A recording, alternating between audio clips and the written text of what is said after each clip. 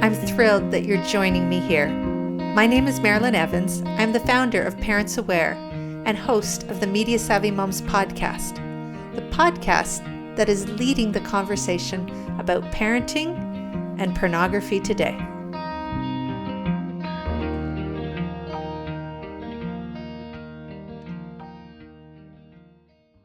Hello, everyone. Welcome back to the Media Savvy Moms podcast. Today, we're going to talk about what it's like for a young person who feels weighed down by pornography, the compulsion to use it, and the sweet contrast of knowing that you have power to overcome it. But how that happened to one individual and his perspective on the role that parents and family have or had in his journey to overcome and find freedom from pornography. And that individual is Smith Ali. He is 17 years old. He is born and raised in Utah. And after many years of struggling with pornography and social media, he found himself in a place to help others. It's a remarkable story, and I can't wait for you to hear it. He's also started his own company called Protect Strong, and it's kind of a movement to live life bigger, which I understand he now has a podcast by the same name. Welcome to the show, Smith. Thank you so much for having me. I know that you ran home from school. I mean, you didn't run, but you just got home from school to be here and to join me. Thank you for that. But what are some of your favorite hobbies and pastimes? Yeah, so I'm a junior at Bountiful High School. And so besides school, I do have a lot of hobbies. I like doing anything with my hands, building things. So I have a motorcycle that I love to work on and a car as well. I'm a lacrosse player and I love playing sports. I love playing football and lacrosse and basketball. What about your family? Tell us a little bit about them. I have the best family in the world. I have 3 sisters. So I grew up in a house of all girls. It was just me and my dad. Now one of my oldest sisters is married. So I've got a brother-in-law now, and they have a baby on the way. So I'll be an uncle here in the next year. And I'm so excited for that. We love to do a lot of things together. We love to play cards and we love to play volleyball and, go on walks and everything like that. We really enjoy spending time together, but it wasn't always like that. Okay, so it sounds like a pretty awesome family and got a lot going for you, a lot of good things happening. So I know that a lot of parents think or are surprised when their kids do struggle with pornography because they feel like they've provided them with every opportunity to avoid the pitfalls of pornography. Or, it wouldn't be my kid. My kid's just the star student. He loves sports. He or she is involved in youth groups and cheerleading, whatever. They're just really involved. But hmm then they find out that their kids are struggling, and it doesn't seem to match up with well, this great life that they have, and yet there's this dark secret, and it's really weighing in on them. So how did it all come about for you? What was your experience? Something that I'm trying to bring into the light as well is that we all struggle, and that being a kid in this day and age, there's no kid that doesn't struggle. And so, for parents who have kids that are struggling, and it's just so bizarre because you think that they're this amazing kid, which by the way they are amazing, but they struggle with something because they're human. And so this past week, actually, I've been running this hashtag Share Your Struggles week on social media, trying to get people to be more vulnerable about struggling and about reality and that humans struggle because we're human. But my story starts when I'm 8.5, 9 years old, and I stumbled across pornography, and it was not a big deal for me then. And I didn't start using pornography then to numb myself out, really. But my brain remembered that for the years to come. And then when I'm, 10 and a half years old, I got to the point where I was like dealing with these emotions and, dealing with self-confidence issues and friends at school and dealing with just human emotions. And I didn't know how to deal with them.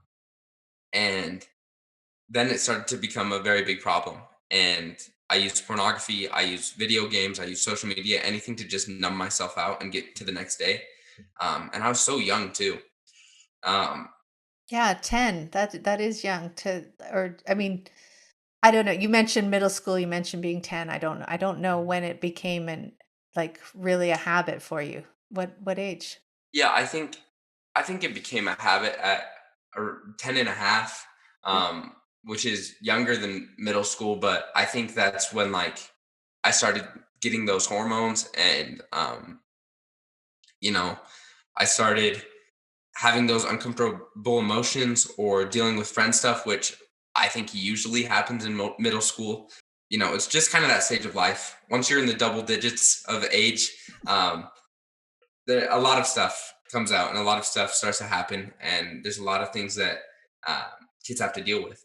And so it started to become a big problem at 10 and a half. And I think, um, into those years, I remember just feeling like there was no reason for me to be living because I'd wake up and I'd get on social media and I'd go to school and I'd just be on my phone the whole time.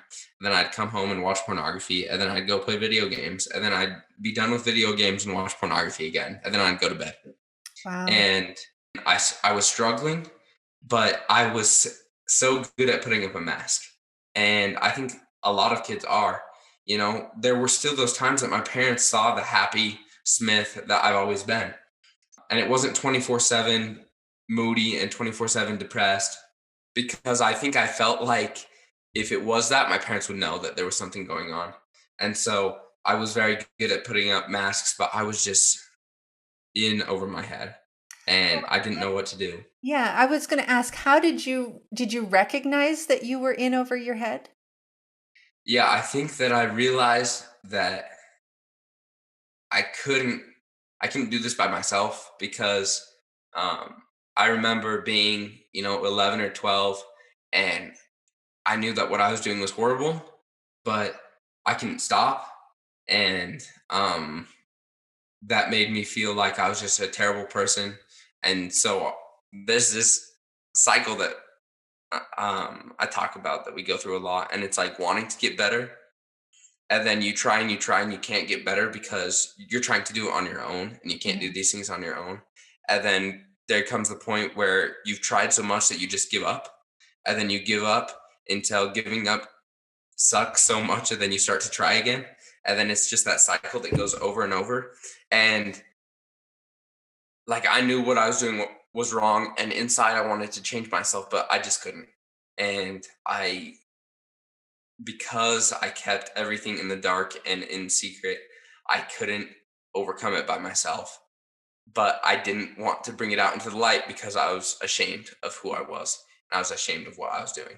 Yeah, that makes sense. So you also talked about, not having a reason to keep going, and that's a very scary place to be, and it's a very scary idea as a parent to think that your child is going through,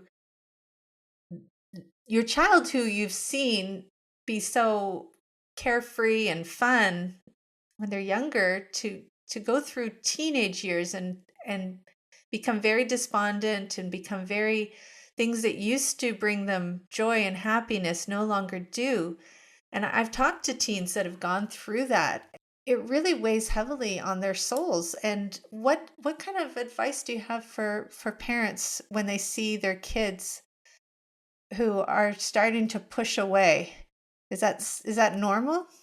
Yeah, I think that a lot of the time we kind of write this off as like a teenage phase or a teenage mood, or, oh, it's just their hormones, or, yeah, my son went through that too. It's just a phase. And I think that's a shame that we do that because I believe that humans, and this includes kids, that humans were created to be happy and that it is our purpose to find joy in life.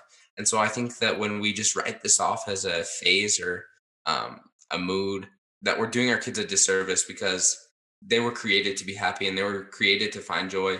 I honestly believe that when you see that, it's because they're struggling with something. And I think that's something that we need to run at and say, hey, I see this mood. you're a happy person, you're a happy kid. You were created to have joy.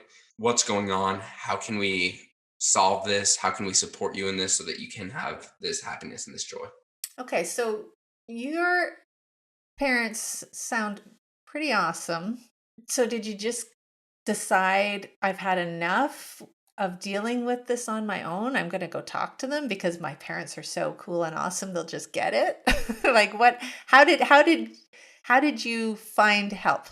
So my parents caught me when I was 14, and I always thank them that they did because um, I knew that I never would have had like the humility and the courage to go and tell them that I was broken. And this was very big for me because I realized that they were there to help me. And before, I was just too ashamed of what I was doing and everything that I was going through. They were very supportive and they were um, just amazing in that sense. And when they found out about this, of course, they didn't approach it perfectly, but they did a very good job in making sure that I knew that I was loved, that there was a way out of this. I heard you talk to a friend of mine, Holly Ann Martin. You said something that your mother said to you and that your father said to you. I'm just going to hint at it because I don't know the exact words, but your mom grabbed your face and she said something to you. Yeah, I remember the day that they found out about my struggles with pornography. My mom um, came down the stairs and she grabbed my face and she said, "Smith, I will always fight for you, but you have to fight for yourself first." That that was a big turning point for me. Is when I realized that I was gonna fight and I was gonna take this head on, and that my parents were gonna be right there next to me, fighting as well. But not doing it for you, right?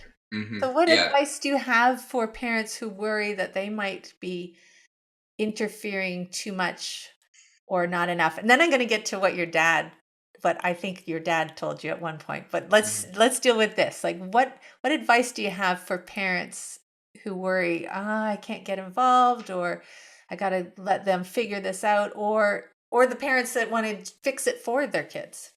Right. Yeah. When I was struggling, I hated that my parents were always in my business because it meant that I had to do all this work to be sneaky and to, clear my search history and make sure that they didn't know, which they ended up knowing after 4 to 5 years. But yeah, I think that it's crucial for parents who are thinking about getting involved. It needs to be a team effort. Um, you have to be involved with your kid because they need that involvement. They need to be able to know that you're there, and they need to know that you're fighting for them. But you also can't just solve everything for them. You can't walk in and do it for them, or else they won't be able to do it for themselves when they're older.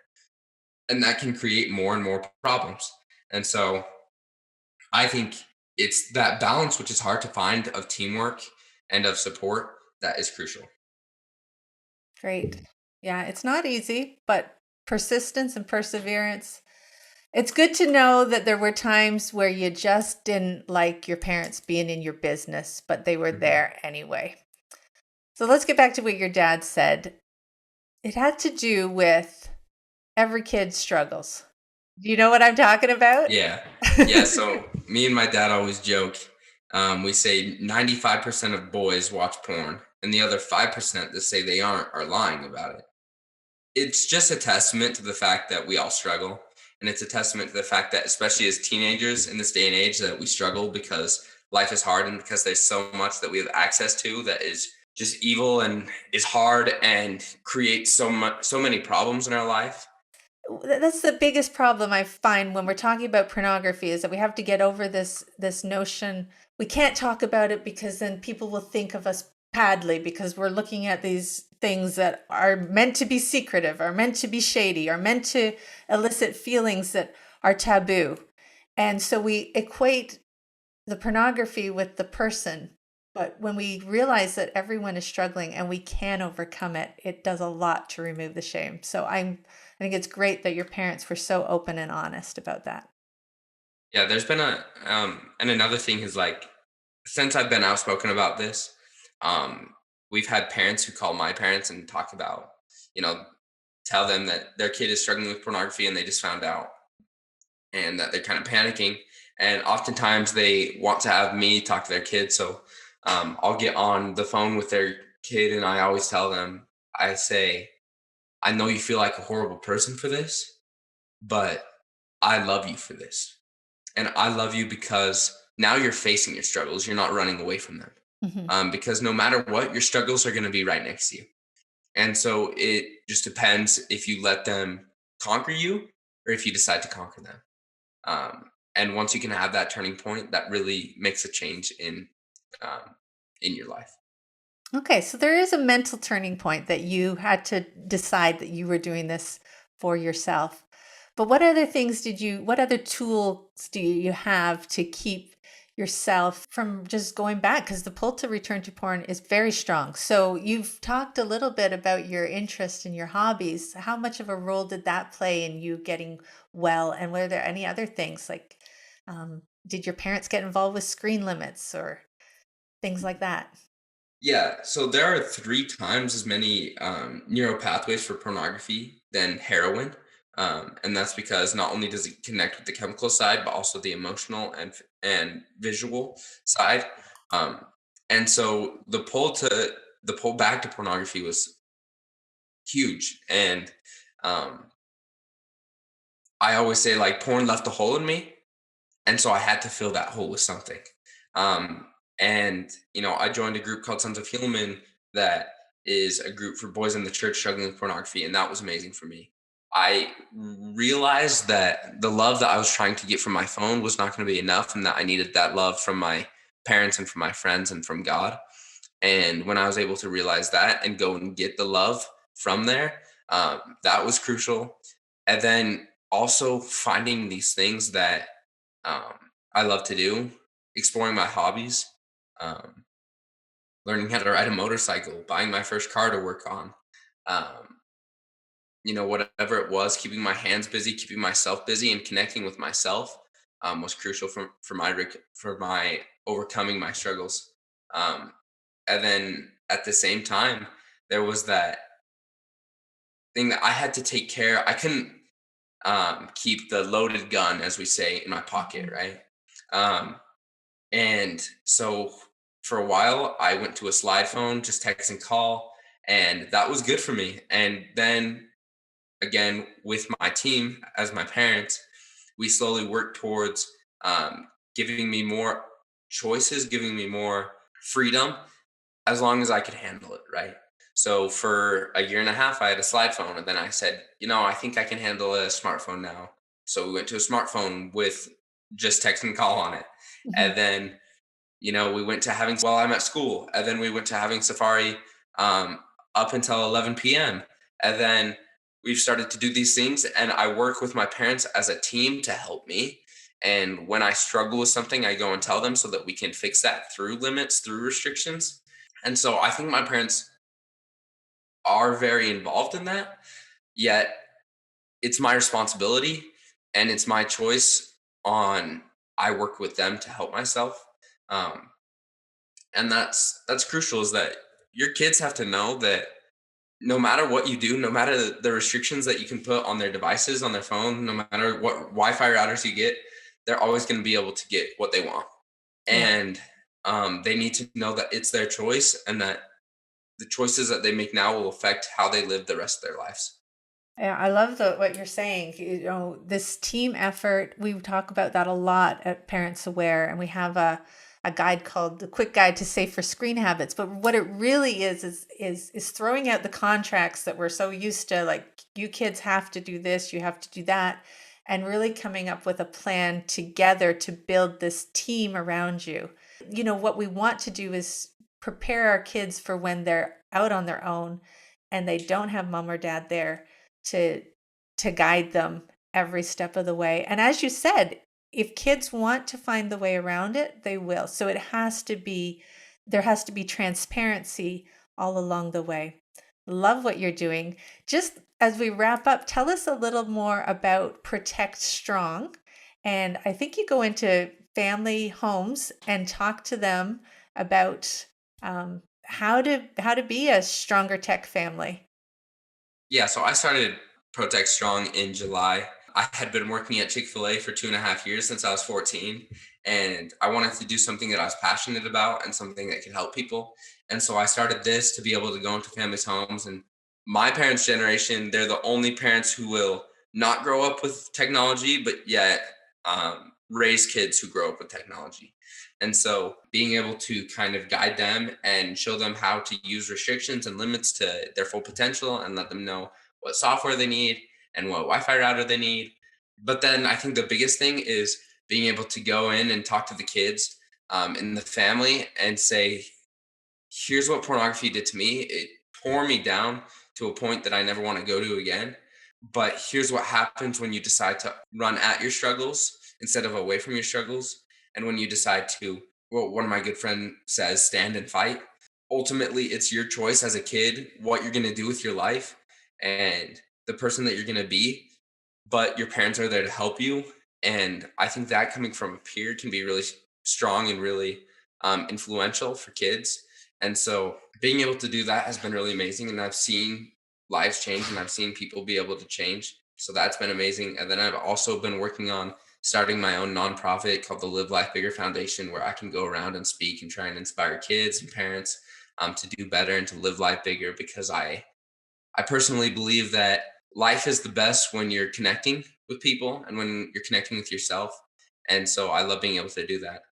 Fantastic. I am so grateful that we've had this time to talk with you today. I know you've got probably more things to share, but you also have a life to go live bigger. So I won't keep you here any longer. But I'm just going to highlight a few things that you said. Every kid struggles, and it's not because they're bad, it's because they're human. You pointed out that kids encounter pornography at different times. You can see something when they're young, but it didn't impact you as much until you got into those tricky double digit age numbers and middle school, where the emotions and self-confidence really play upon you.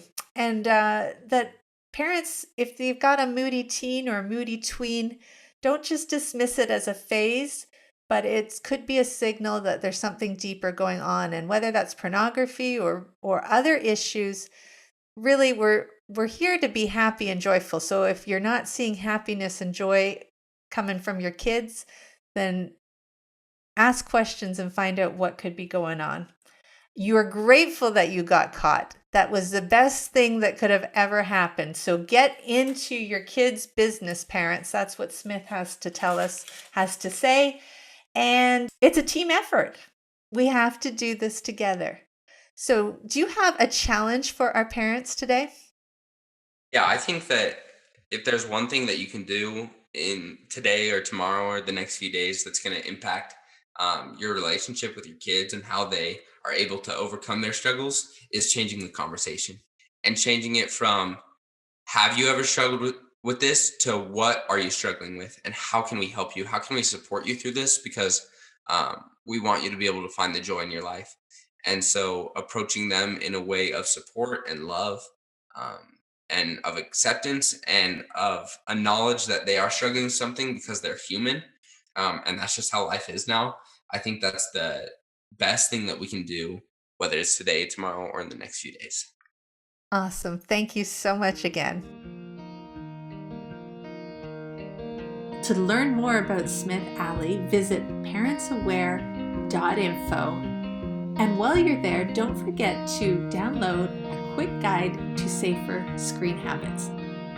If you'd like to connect with me, you can find me on Instagram at Media Savvy Moms or on Facebook at parentsaware.com/the Media Savvy Moms podcast. Until next time, keep talking.